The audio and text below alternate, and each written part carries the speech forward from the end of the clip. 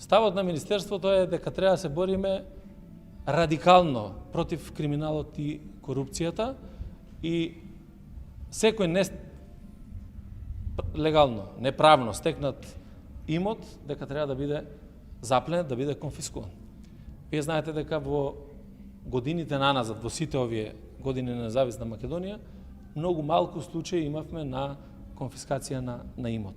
Тоа праќаше една порака до криминалните структури дека и покрај криминалните активности, стекнатиот имот нема да биде конфискуван. Сега веќе начинот на работењето е сменет концептуално и во делот на МВР и во делот на јавното обвинителство.